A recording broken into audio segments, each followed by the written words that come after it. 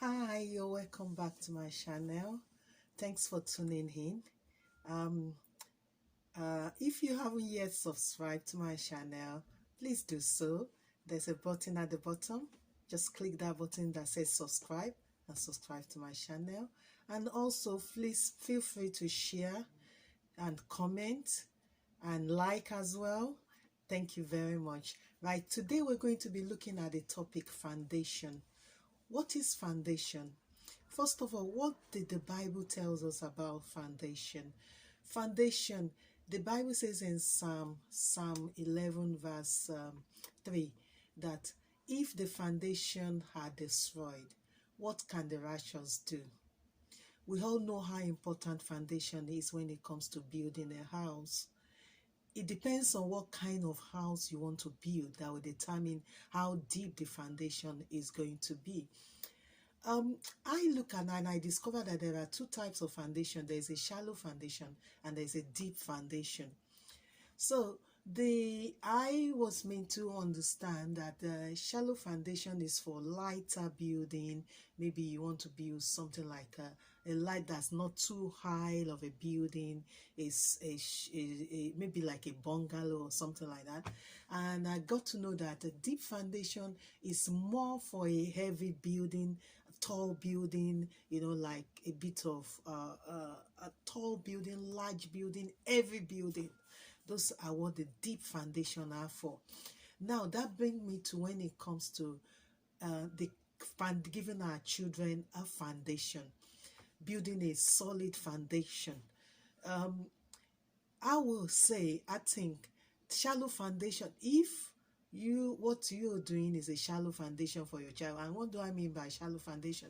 When you are never there, you you leave the children to their own devices.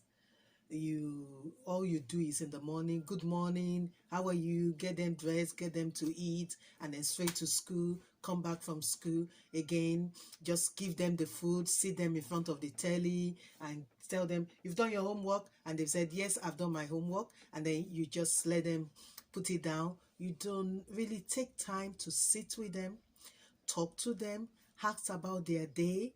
Well, that means you're giving them a shallow foundation, and shallow foundation never lasts. It depends on how far you want your child to go. Shallow foundation, a house, somebody that wants to build a heavy building, maybe like a 10-story building, and they've given a foundation of a bungalow. I don't think that house will last. To be honest, by the time there's a lot of people in and out of the house, that will check to the foundation, and very soon that house will collapse. And that's the same thing that happens when we don't give our children a real solid foundation. Before you know it, they can't deal with the pressure of life. They won't be able to handle the pressure of life. They won't be able to go far when they face challenges, you just see them crumbling down. They won't know how to handle challenges that comes their way. They are easily swept like a wind. You know, when a wind come and just blow people, blow things away, they'll be like a paper. You know how light a paper is, how light a leaf is when there's a wind. That's how that child will be. And I don't think that's the kind of foundation you want to give your child. But if you give your child a solid foundation will help your child to be able to stand any challenges that comes their way. So my question to you is that what type of foundation do you want to give your child? Is it the kind of foundation that they will easily be swept away with every wind of doctrine, every wind of behavior, and then whenever they go out there and their peers are luring them into things that doesn't really glorify God, or things that doesn't really build them up, or things that doesn't really show that they are contributing positively to their society or to their community? Is that the kind of foundation you want to give them, or you want to give them the foundation that they can stand their ground even when their peers are saying, oh, come on, let's go and do, let's go and let's go and fight, let's disobey the rules in the school, let's do this, let's do all those negative ideas being sold into them. And do you want the child that will be able to say, no, my mommy said that is not right, I'm not going to go with you? For them to be able to say no to negative suggestions and not feel guilty. But a child has got a shallow foundation will feel guilty even when they say no, and they will still want to go with their peers to go and do what they know that is wrong. But a child that you've given a deep foundation will be able to stand their ground and not feel guilty. And so even when their peers are coming back to them many times, they will be able to stand their ground and not feel guilty. So parents, it is very important to give our children a very, very deep, solid foundation. This will help them to go far in life. The Bible also tells us in the book of Luke 14:28 that it says, for which of you, instead of, who is, I'll paraphrase, it said, which of you will want to build a tower and will not first of all sit down and count the cost, whether he's got enough before starting? And that's what we need to be thinking about as well, that the kind of foundation I'm giving my child, is it going to take them far in life, or is it going to cause them to crumble in the middle of their years? So those are the questions you need to be asking yourself. So just like this builder that will sit down and count the cost before they start building. Right, the next thing I'm going to talk about is that the foundation years of your child. The psychology, no, well, the educationalists, let me put them that way, and the psychologists, and they've told us that children comes to this world on a blank slate, nothing in them. And then when they step in this world, then it's now left to us, and they have their formative years, which we call the foundation years, and that is before the age of 5, mostly between the age of 2 and 3. I mean, the age of 2 and 5. Whatever that child is going to become in life is between those age. So that's when you find a child when they're 2-year-old, you're telling them to do something, they're saying no. Even when they meant to say yes, they will still say no. So it's like that no is not far from their lips to say to you.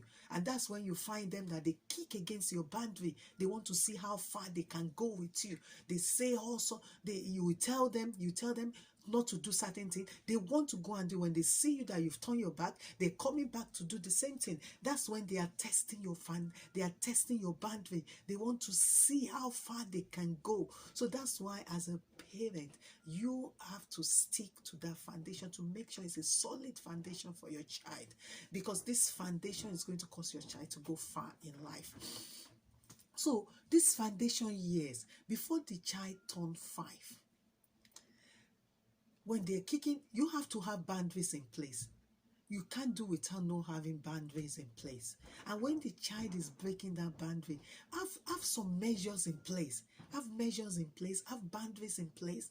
And then when the child is breaking is breaking the boundaries that you've put in place, let them know what the repercussion will be.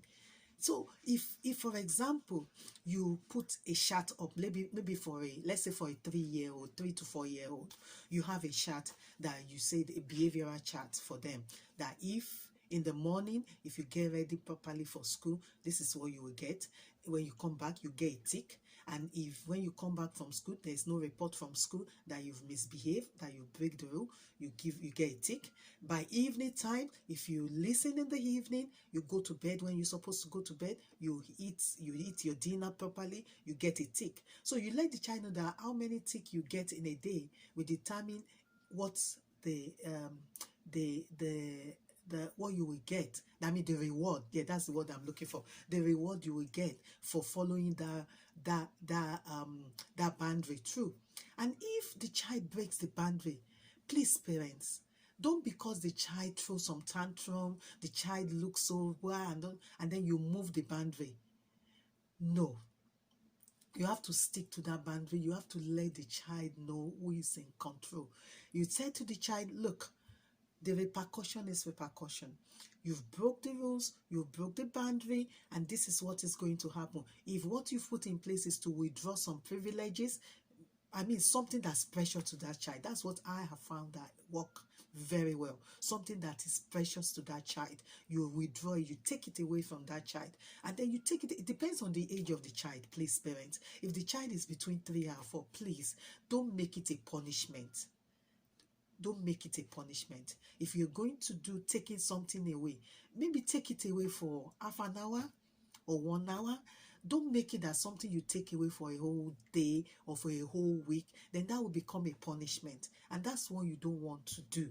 So by the time the child notices that you're sticking to the boundary, the child will learn not to break the rules, not to disobey next time. So that's the first thing, the boundary. Make sure there's a boundary in place and you are following through the boundary. And also remember, parents, the children learn from us as parents. If you are telling your child not to do something, make sure you are not doing it too. Because if you are doing it and you're telling your child not to do it, then the child will see it as, hang on, you are telling me this thing is not right, but you are doing it. Those are the things you're putting in place for foundation. And then when you are abiding by the rules as well, and the children can see that you are abiding by the rules, they too will stay with the rule. Again, what am I talking about? We're talking about foundation. So foundation must be solid. It must be solid. Like I said, the foundation year, which we call formative years of a child, is between that age of 2 to 5 years old. And during that time, please make sure the boundary is in place. Because by the time your child is over the age of 5 and there has not been a solid boundary, solid foundation in place, then maybe your child, you have that boundary in place. For example, maybe you told the child not to, I'm trying to look for an example.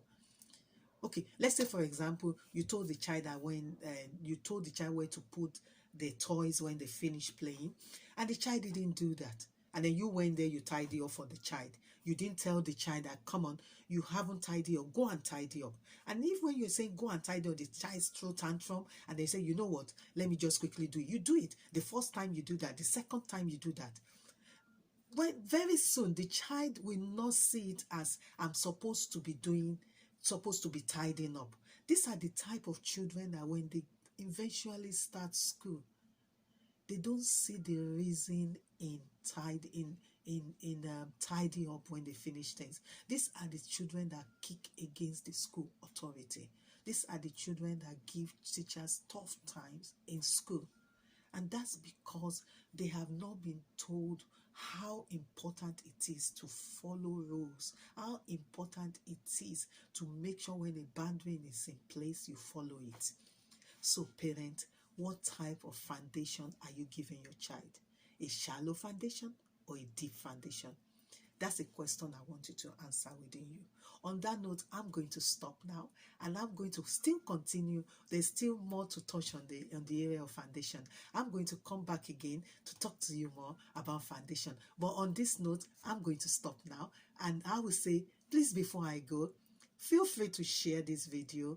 Feel free to please subscribe and please make a comment, and also please give me a thumb up by liking the video. God bless you. I shall be back very soon. Bye.